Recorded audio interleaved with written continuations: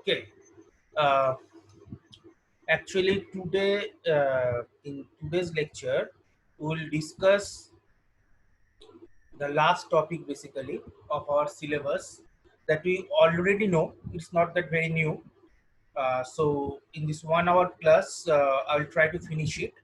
If my free time limit of the Zoom finishes, maybe I need another 10-15 minutes. So please join for the next session so that we can wrap up the things in today's lecture.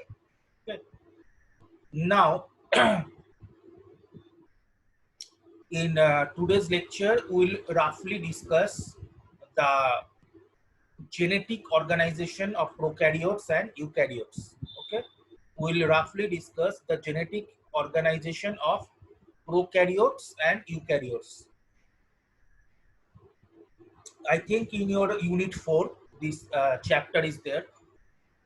So we'll discuss a bit because something we already know, and we have been studying biology, the genetics in different semesters. So it should be the something should be known to us, but just we'll have the review herein. Okay, and in this presentation, in this chapter, we'll briefly review the difference of the main differences, the key differences of genetic organization between prokaryotes and eukaryotes. Okay. Now, in first slide, we will go through the chromosomal. Actually, in the first slide, we will go through the basic chromosomal structure. That means how many genes are there in the chromosome. Fine. Now you can see from this slide that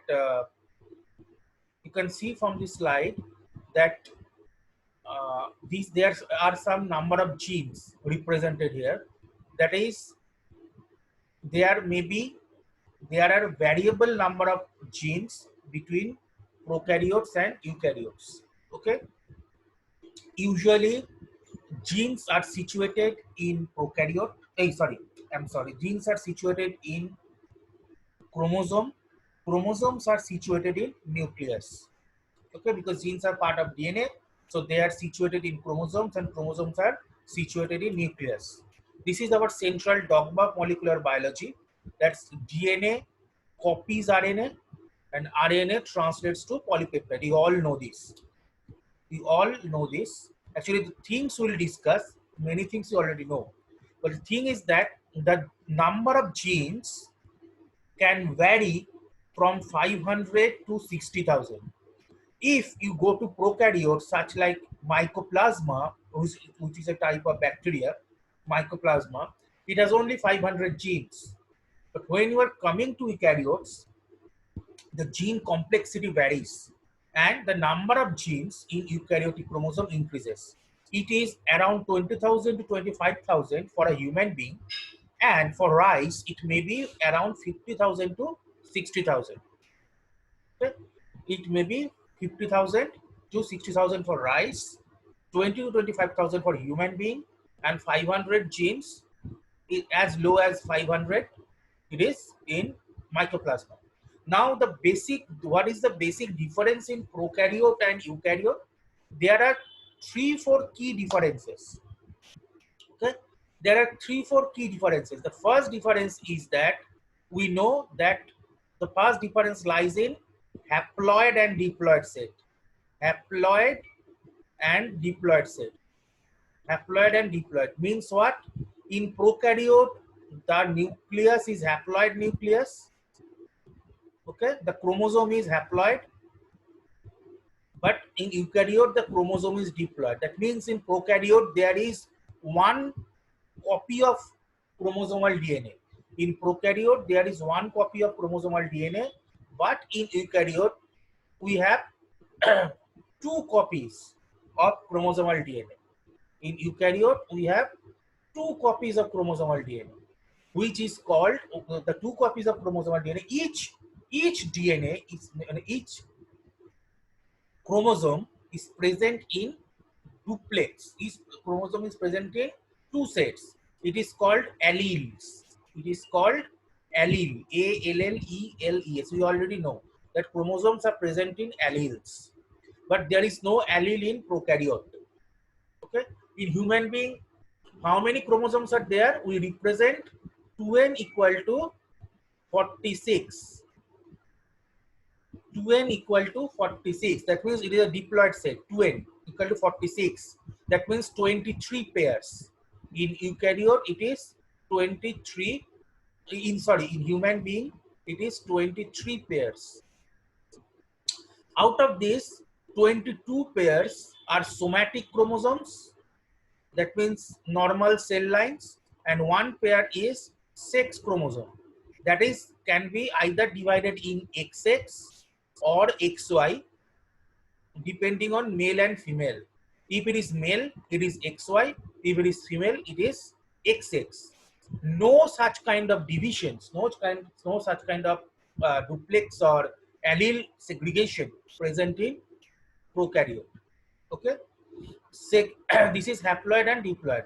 Second thing, which is another important thing, is nucleus organization.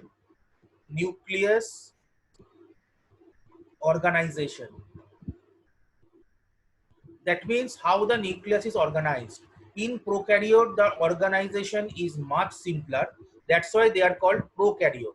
That means karyon means nucleus. Karyon means nucleus. Pro means primitive. The nucleus is in primitive state. That's why it is called prokaryote. But in eukaryote, the organization is complex. That's why it is called eukaryotes. That is developed nucleus. We'll come to that later in a bit details. Third thing is the number of genes. Number of genes and their organizations. Number of genes and their organization. So what I have told in one slide. That is in prokaryote, the number of genes are much smaller. In eukaryote, the number of genes are much higher. Why? Because the cell structure is more complicated in eukaryotes. Number 4. The transcription and transcription and translation. Transcription and translation. Transcription and translation. Transcription and translation occurs in both cells, prokaryote and eukaryote. But in transcription translation, many more factors and many more modifications are there in eukaryotic cell. But in prokaryotic cell, that much of modifications or what I'll say, the structure of the whole thing, it is not as much as that of eukaryotic cell. 5 things. Number 5, the gene regulation. Gene regulation and gene regulation. What we have already studied gene regulation in our genetic engineering chapter. The operon concept, promoter, operator, the ORF, everything, the transcription factor, gene regulator, all these things. So that gene regulation is also present in both of cases, prokaryotes and eukaryotes, but the complexity in eukaryote is much higher than the complexity in prokaryote. Okay, gene regulation. 6, RNA regulation. RNA regulation. RNA regulation is basically present in eukaryote. Basically, RNA regulation is present in eukaryote. RNA regulation is very, very, very minimum in prokaryote. Okay, so if you segregate the difference like this, it will be easier for us to understand the whole thing. Okay, so we'll go over through the things one by one. First, we have told the gene number. Now, in the herein, we will be introduced in 3 terms. One is the supercoiling. This is present in both prokaryote and eukaryote. But since we are doing the genetic organization, we are studying genetic organization. So these terms we should be acquainted with. Supercoiling is divided in 2 parts. One is positive supercoiling and the second one is negative supercoiling. And the third one is the relaxed. Here you can recall when I taught you the plasmid, I have told that when you run the gel electrophoresis of plasmid, I have shown you the gel electrophoresis in that your mini prep and then the selection chapter, I have told you when you run the plasmid, the whole plasmid, we see three bands, right? Three interconnected bands. Why? Because the plasmid stays in three stages. One is supercoiled, second is coiled, and the third one is relaxed. The same thing happens in any DNA because DNA is our nucleus is very densely wound. Densely wound means it is wound like this. It is wound like this. It is wrapped on a protein. So when it is wound like this, it is also present in this kind of stages. So the DNA, a large length of DNA is wound in a small cage. So it is called DNA supercoiling. Now, if it can go in two directions. One is clockwise, other is anti-clockwise. If the DNA goes in clockwise direction, the supercoiling, it is called positive supercoiling. And if it goes anti-clockwise direction, it is called negative supercoiling. When positive supercoiling occurs when the DNA stabilizes. That means when the DNA gets more interwoven on the protein. But negative supercoiling occurs when the DNA undergoes cell division. Okay. In previous slide, I forgot to mention another one that is the largely different thing between two, that is cell division. Cell division occurs in both cases, but prokaryote and eukaryote mechanism is different. But whatever, when the DNA undergoes cell division, it goes for negative supercoiling because negative supercoiling basically uh, unwinds the DNA. It unwinds the DNA. The DNA strands are now stretches out. So it is called negative supercoiling and it occurs before the cell division occurs. And the third one is called relaxed. Okay. Relaxed means when there is no supercoiling present. That is the ultimate relaxed state. So these three stages, in these three stages, DNA is coiled in both eukaryote and prokaryote. Now you can understand when a DNA gets more supercoiled, there is more number of base pair per turn because it is more dense. Number of base pair per turn is more. Okay, per turn it is more for supercoiled state because it is more dense. So in per turn you can accommodate more bases. In negative supercoil, the number of base pair per turn gets reduced because it is relaxed. It's not totally relaxed, but it is relaxing. So the number of base pair per turn is reduced, and it is zero when it is theoretically. Actually, it is not zero practically, but it is theoretically near to zero. It is near to zero when it is totally relaxed. Actually, it is a hypothetical term. It is never a zero. It may be like 2-3 base pairs, but it is near to zero when it is totally relaxed. Okay. Now there is some uh, things related to the DNA. Now in DNA, we know that Watson-Crick model. It is double helical DNA structure. The hydrogen bonding goes like this. Okay. Now we know that hydrogen bond goes between AT and GC. AT and GC. We know that adenine, guanine are purine and cytosine, thymine are pyrimidine.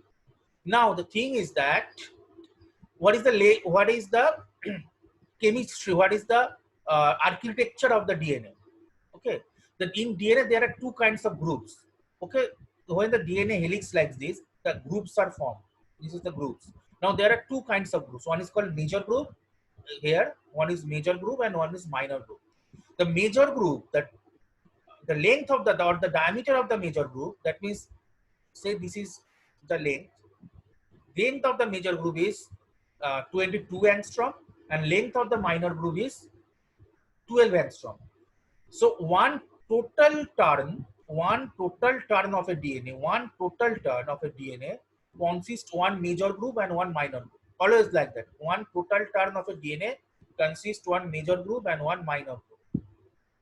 Now, since major group is 22 angstrom diameter and minor group is 12 angstrom diameter, so altogether is how much? 34 angstrom. So a total DNA turn, a total DNA loop, the length is around 34 angstrom.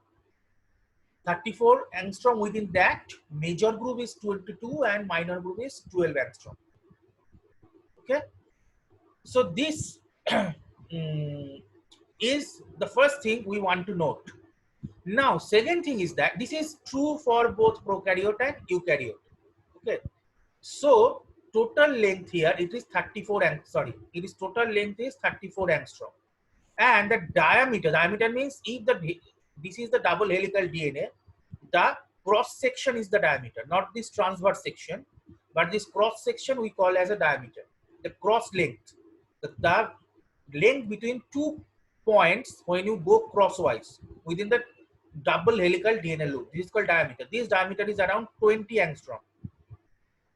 So this is 20, and lengthwise this is for one complete turn it is 34. Okay. Now per turn there is 10 residues, 10 either purine or pyrimidine or both. There are 10 residues or 10 base pairs or 10 base pairs. So 10 base pairs total per turn, and it is 34 angstrom. That means what? That means the per base pair takes 3.4 angstrom. 3.4 angstrom, the length is taken per base pair. 10 base pair takes 34 angstrom, so per base pair takes 3.4 angstrom. Okay. Third thing is that the DNA helix is usually right-handed. The DNA helix is usually right-handed. That means if you uh, thread a corkscrew, suppose you are threading a corkscrew or a cap of a bottle, you need to rotate the cap of a bottle. This rotation, if you go clockwise, that means if your thumb goes clockwise, then we call it as a right-handed turn. But if you screw this in anti-clockwise, that means if your thumb goes anti-clockwise, we call it that left-handed turn. Okay, anti-clockwise left-handed, clockwise right-handed. Fine. Usually our DNA, majority of our DNA is right-handed helix. Okay. So this DNA is called bDNA. That most of the DNA which is found in the cell, it is bDNA. The chemistry we have got here, the chemistry and the architecture we have got here, it is the bDNA. Now there are two other forms of DNA present, which is called A form and B form of A form and Z form of DNA, aDNA and zDNA. aDNA is shorter and thicker than bDNA. That means if your bDNA is this, if you more compact this, if you compact, that means if you shorten the height of your bDNA, then it becomes aDNA. So if you shorten the height, what will become? The height will be shortened and it will be more thicker. The height will be shortened and it will be more thicker. So this is called aDNA. Okay. And if you stretch your bDNA, what will happen? The height will go even higher. The length will go even higher. So the DNA will become thinner. So if you stretch the DNA, it will become thinner and longer. This form of DNA is called zDNA, and zDNA is also left-handed. zDNA is also left-handed DNA. It is not right-handed. In some cases, we get this kind of DNA also due to some in some peculiar organisms or in some particular conditions, we get this kind of DNA, aDNA and zDNA. But in general, the DNA present in our cell is called bDNA. Next, we come to the central dogma. We all know central dogma means what? DNA to RNA, RNA to protein. But here are two things we need to catch here from this slide. What is that? Now, in eukaryote and prokaryote is the difference. In eukaryote, there are two alleles. So in eukaryote, we represent the alleles like this. And in prokaryote, there is no allele. There is only single copy of DNA like this, right? Single copy of duplex DNA. Now, if your central dogma, that means DNA to RNA, DNA to RNA and RNA to protein, DNA to RNA and RNA to protein, RNA to protein, this if goes simultaneously on both alleles. Again, I am repeating. Here you see, here there are two alleles. Okay, if it simultaneously goes on two alleles, then it is called trans-acting DNA. If it goes on simultaneously on two alleles, it is called as trans-acting DNA. But it goes only on one allele. That means if the central dogma flows on only one allele, so that the second allele somehow is not involved, it is called cis-acting. Cis, that means cis means one DNA at a time. Trans means both DNA, that is both allelic DNA at a time. So in eukaryote, both are possible, because in eukaryote you have two alleles, so both you can have cis and trans. But in prokaryote, we can only have cis. There is no segregation like cis and trans. You can only have cis because it is only one DNA. Okay. In eukaryote, it is that's why it is seen that when you do mutation, the effect may goes on both of the alleles, or the effect may lies on both of the alleles, or it may lie on only one allele. Because if the mutation can hamper both allele, then it is trans-acting mutation. And the mutation, if hampers only one allele, that means other alleles are healthy and well, it is called cis-acting mutation. But in prokaryote, it has to affect all the DNA because there is only one copy of DNA. In this slide, the picture shows that. Okay. Next, this is the thing we already know. That is the intron exon concept that we have several times we have studied when you have studied the recombinant DNA and application in insulin production and all this, that vaccine production. I've already told you. It is given here. That means in eukaryote, you have, when you analyze the DNA, you have both exon and introns. When you have both exon and introns, but in prokaryote, only we have exons. Right? In prokaryote, only we have exons. That means only the translating copies. That means only the protein coding copies. But in eukaryote, there are protein coding and non-coding copies arranged alternately. Exons are protein coding copies, and introns are protein non-coding copies. Okay, they are arranged interspersely or alternatively in eukaryote. So in this type of gene configuration, that is exon intron alternative arrangement, is called interrupted genes. Here it is called interrupted genes. Interrupted means the introns are interrupting the protein synthesis. So before protein synthesis, during the mRNA formation, the introns will be spliced out. It is called interrupted genes. Interrupted genes are present in eukaryote, not in prokaryote. Here, an interrupted genes contains both exons and introns. During RNA splicing, it goes out, all these things. Okay. Actually, this concept is very interesting in realistic case. Why, you know? Because first of all, exons are shorter in length. Exons are shorter in length than introns. Means exon length, EL means exon length, is lesser than intron length. Okay. So if any mutation occurs at this junction, what happens? The RNA polymerase, when it copies the whole thing into mRNA, it cannot distinguish between the exon and intron.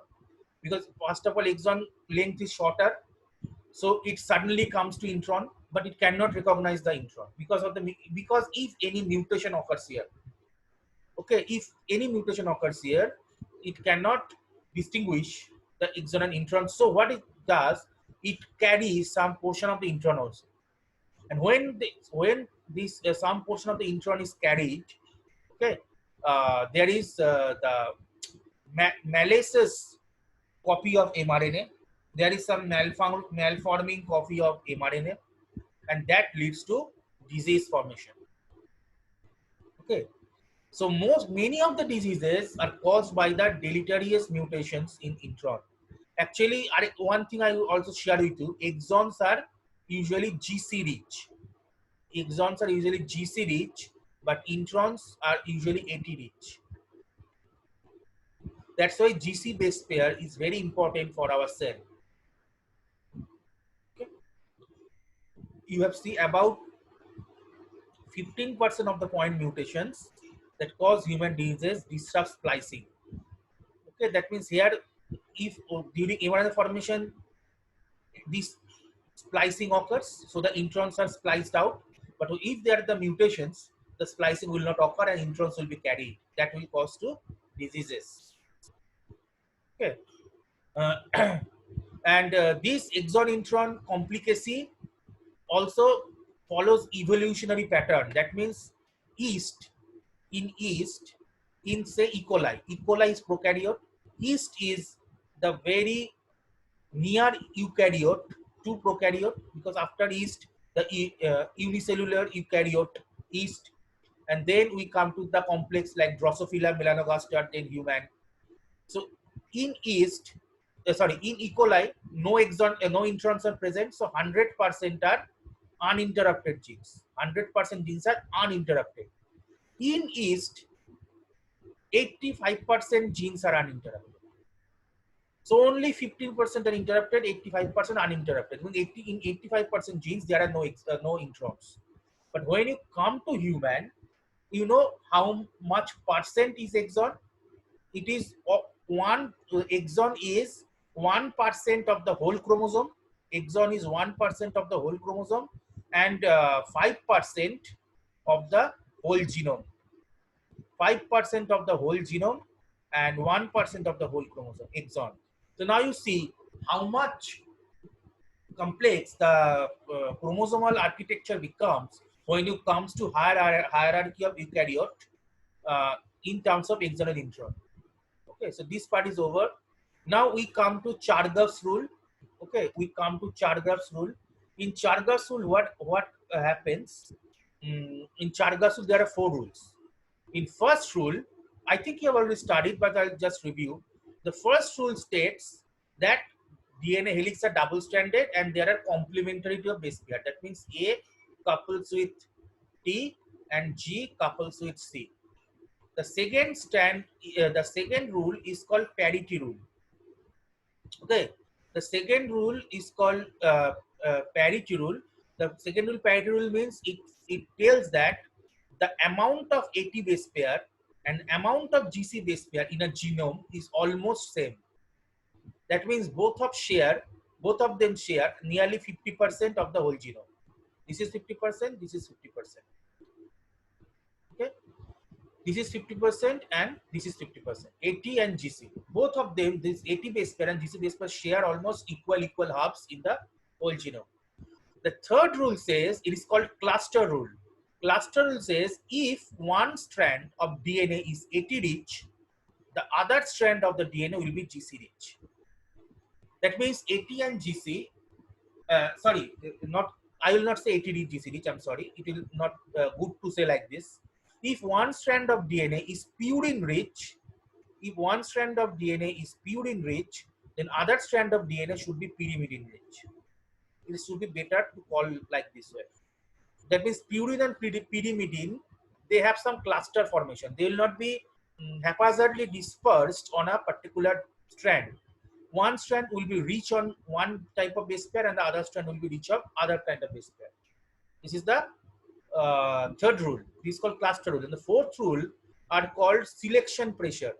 Fourth rule is called selection pressure. That means Chargaffs are told the GC base pair and its content, in a particular species. GC base pair and content in a particular species is characteristics of the species. That means is unique for the species. Is unique or characteristics for the species. That means what will be the organization of GC base pair and what will be the content? Will it be 5% or 7% or 10%? The content will be unique for the species. It is called characteristics rule or selection pressure rule, whatever you can say. So there are Chargaff's rule which defines the genetic, the base pair organization and the DNA strand organization related to the base pair. It describes on that. Okay. And this is one chart. This chart shows that number of exons increases when you go to the higher. I have told you in Saccharomyces cerevisiae, the number of most of this red portion is the uninterrupted DNA. That means the whole DNA, there is only exon, there is no intron. Okay. But when you go down, you see the uninterrupted DNA decreases. If you go from Saccharomyces cerevisiae to the next higher eukaryote, Drosophila melanogaster, which is a fly, the uninterrupted DNA decreases and the number of exons, this part is the number of exons. Number of exons are increased. And if you go even lower, the number of uninterrupted DNA is even decreased and the number of exons are even increased. So when you go to higher hierarchy, the number of uninterrupted DNA decreases and number of exon intron anomaly increases. There are also some chart. Okay, you can understand from this chart. This is the exon length. Okay, this is the exon length. When you go to the higher species, okay, the exon length increases. You see in yeast the maximum lengths vary. The percentage is the percentage of exons. The only 3 to 4% exons have higher length, but if you go to humans, around 6 to 7%, around 6 to 7% exons have higher length like 100. Here, if you go 100, only 3 to 4% of exons, but here it is 6% of exons having higher length. So these are some interesting findings. Then we come to the next hypothesis of genetic organization.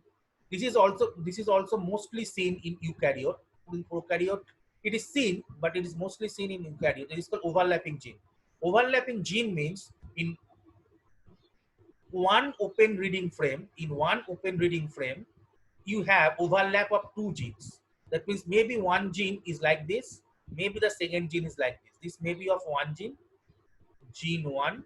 This may be of second gene, gene 2. So this portion is shared common by both of them. This is called overlapping gene concept. That means from one ORF, this is starting, this is end. So in one ORF, if you express, you can get two genes. So it is the full length protein and it is the part length protein. Why this is occurs? Because it's just the variation of start codon and stop codon. Okay, here is you have one start codon, and here you have one start codon. Here you have say stop codon. That means what? One gene, say one gene will start from here and end here. This is one gene, and the second gene will start from here and one will end here. So this is the second gene. So take this the whole as a gene 1, not the part. Take this is the whole of gene 1 and take this the whole as gene 2. So one gene will start here, stop here. One second gene will start here and stop here. So they can share the same ORF. So this is just a variation of start and stop codons. Okay, this is called alternative start and stop. Then eukaryotic genes contain both non-repetitive and repetitive DNA. What is the main concept? This is also not present in prokaryote basically. Mainly it is contained in eukaryote. What is this? This is means the whole genome. If you take the whole genome, not the whole genome codes the protein. I have already told you during